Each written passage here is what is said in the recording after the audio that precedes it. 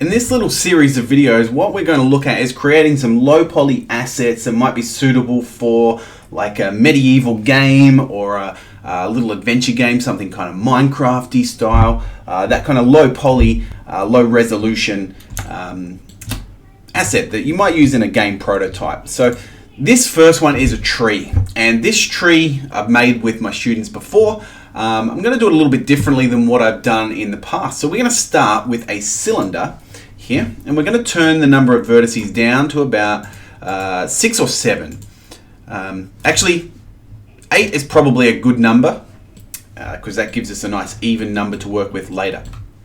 So we're going to go straight into edit mode, and we're going to scale this up along the Z axis, roughly like that. And then we're going to add in a few ring cuts and go to the bottom one here. I'm going to scale this one out. I'm going to go to edge select mode, and I'm going to hold Alt and click on this edge, which will select the whole ring around, and I'll scale that one out. And that's going to, I might go and scale this bottom one out a little bit more. Scale, select that one, scale this one here, scale it just a wee bit. Let's scale it in actually. Kind of like that. That's going to give us a trunk. Now from here, we're going to go back to face mode, and this is where it gets a little bit confusing. So what we're going to do is we're going to make this whole tree out of one object. So let's go ahead and hit E and then S. So E and then S, that's going to scale our extrusion outwards. Then I'm going to bring it up with E. So I'm going to extrude it upwards. This adds extra faces. And I'm just going to kind of guess and then hit S to scale it in. Like so. Now you can see what that's done. It's given me kind of, if you think of like a pine tree kind of effect. But this isn't the end of it. We're going to hit E again and then S and scale it out, but not quite as far this time.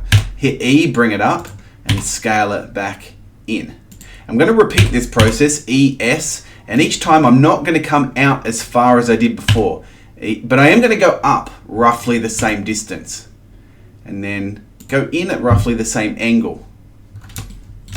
E, S, E, up, scale, in. E, S, out, E, and scale, in. Now when I get to that last point that's about here, I'm just going to bring it in nice and close at the top there.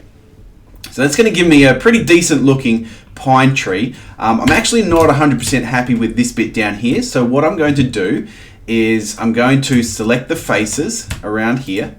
So you might wonder, how am I selecting all of those faces around there? I'm just holding the Alt key and clicking on the edge here. If I click here, it'll select all the faces that are linked going north.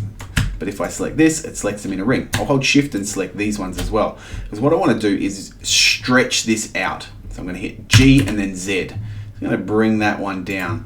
And I don't really like how big this is at the bottom because pine trees aren't like that. So I'll select that, and then I'll hit this and scale that in like that. Grab that bottom one and scale it out a little bit.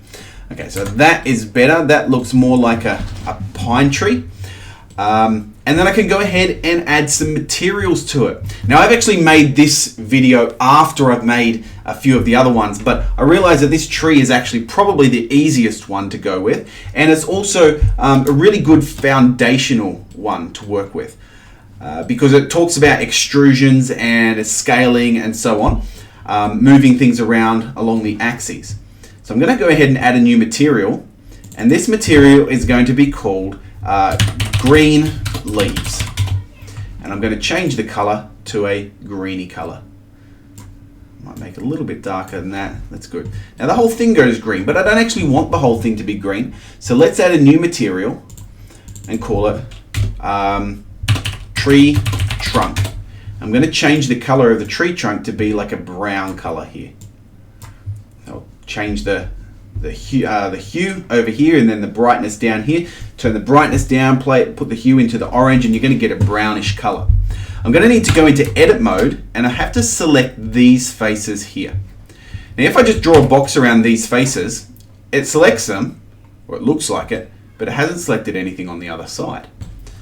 So in order to fix that problem, I can turn on X-ray mode up here. You can see all these little dots. Those are the individual faces on both sides. So I can hit B, make sure I draw around all those boxes there, and turn off X-ray mode. Alt-Z is the shortcut for that, by the way. Except on my computer, because Alt-Z brings up my Radeon graphics card tool. So I just have to use the button up here. But once I've selected those faces, I go over to the material and I click Assign. Once that's assigned, and I go back into object mode, you'll see that I've got a tree with a tree trunk material and green leaves on it. Okay, in the next few videos, we are going to, and I'll hide this one, we're going to create a little wooden table. We are going to create a bunch of barrels, and we're also going to create this ruined building or ruined brick wall, which could easily be turned into a ruined building just by modifying the shape of it. Using a couple of these together, you could build kind of a modular system where they interlock.